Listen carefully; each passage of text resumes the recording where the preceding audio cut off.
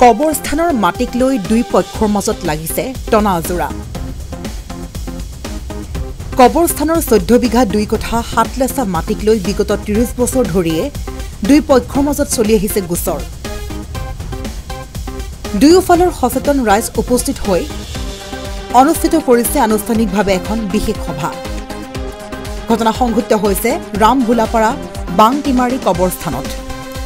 আজি দক্ষিণ হালমৰা মানকাছাৰ জিলাৰ সদৰ হাটহিঙিমাৰী বাছস্থানৰ সন্মুখত কৰাপশ্যন কণ্ট্ৰোল অৰ্গেনাইজেশ্যনৰ সজ্জনৰ কাৰ্যালয়ত আজিৰ সভা দুই পক্ষৰ মাজত বিগত 30 বছৰ ধৰি কাজিয়াৰ আজি সভাৰ বৈঠকত আহু সমাধান কৰিলে কৰাপশ্যন কণ্ট্ৰোল অৰ্গেনাইজেশ্যনৰ জৰিয়তে সভাত দুই পক্ষক লৈ বৈঠকত মিলিজুলি সমাধান কৰি দিয়ে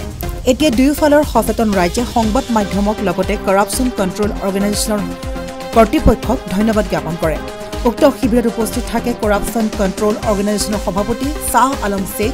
সাধাৰণ সম্পাদক আব্দুল মতলেব শেখ লগতে ৰামভোলাপাৰা বাটটিমাৰী কবৰস্থানৰ সভাপতি মহবুবৰ ৰহমান তথা উপস্থিত কৰাপশ্যন কণ্ট্ৰোল অৰ্গেনাইজেশ্যনৰ উপসভাপতি লাল বাহাদুৰ ইছলাম লগতে উপস্থিত থাকে কেইবাগৰাকীও মুখ্য অতিথি দুয়োপক্ষক বিশেষভাৱে এটা অনুৰোধ জনাইছো যেটো আদালতত কেছ চলি আছে বা আৰক্ষী চকীত কেছ চলি আছে এই কেছ সন্দৰ্ভত ইজনে হিজনে মিলি গোচৰবিলাক উঠাই ল'ব বুলি আমাৰ ৰাইজৰ বিচাৰ স্বীকৃতি দিয়ে ইয়াত এটা বৈঠক হৈছিল সুদীৰ্ঘ 30 বছৰ কবৰস্থান লৈ আমাৰ কবৰস্থান লৈ ৰাইজৰ আৰু ভাবকৰৰ মাজত মানে ক্লাছ চলি আছে মাটি বাৰীলৈ এটা ক্লাছ চলি আছে আজি এবছৰমান আগত আমাক গোচৰ দায়িত্ব দিয়া হৈছে এই এবছৰৰ পিছত আজি যিকোনো কেছ মামলা হোৱাৰ কাৰণে আমি হয়তো থানাত এটা এফআইআৰ দিব গৈছোঁ গোৰস্থানক আৰু এজন মানুহক কেন্দ্ৰ কৰি এটা কাজিয়াৰ সৃষ্টি হয় সেই কাজিয়াৰ ওপৰত ভিত্তি কৰি আমি CCO অফিসত আমি এটা ৰাজহুৱা বৈঠক দিওঁ এই বৈঠকৰ মাধ্যমে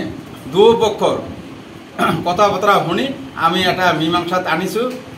মানকাছাৰৰ পৰা মনিৰুল ইছলামৰ ৰিপৰ্ট নিউজ এট আছাম ঘৰ অফিচ গুদান আদি সলনি কৰা কথা ভাবিছে নেকি পিছে সলনি কৰিব হয় সকলো বস্তু এঠাইৰ পৰা আন ঠাইলৈ সহজে নিয়াটো জানো সম্ভৱ চিন্তা তাতেই নহয় জানো কেৱল ঘৰ অফিচে নহয় ডাঙৰ ডাঙৰ মেচিন বাইক ডাঙৰ ডাঙৰ গাড়ীকে ধৰি সকলো বস্তু পিছে এতিয়া আৰু চিন্তাৰ কোনো কাৰণ নাই আপোনাৰ এটা মাথো ফোন কলতে সমাধান হৈ পৰিব এনেসমূহ সমস্যা আপোনাৰ কাষত আংকুশ কাৰ্গো পেকাৰ্ছ এণ্ড মুভাৰ্ছ সমগ্ৰ ভাৰততে প্ৰভাইড কৰে ডোৰ টু ডোৰ ছাৰ্ভিচ গতিকে দেৰি কিহৰ এতিয়া যোগাযোগ কৰক 9957630102 অথবা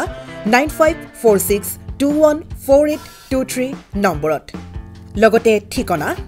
ফটাহিল আমবাৰী নিয়াৰ অনাথ আশ্ৰম আমবাৰী থানা গুৱাহাটী